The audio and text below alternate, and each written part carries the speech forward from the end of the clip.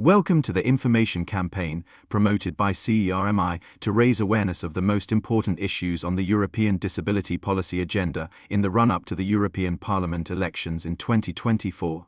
CERMI calls for the need to design European public policies that remove barriers that restrict or prevent the full and effective participation of people with disabilities. We are talking about barriers to mobility, transport, new technologies, communications and information, leisure, culture, tourism, and sport.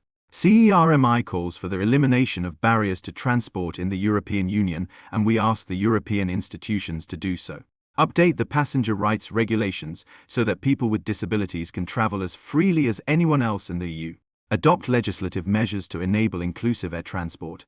This means preventing discriminatory situations, such as denied boarding, the obligation to travel with a personal assistant without the airline paying for their additional ticket, the lack of quality assistance at airports, or insufficient compensation in the event of loss or damage to support and mobility equipment, among others.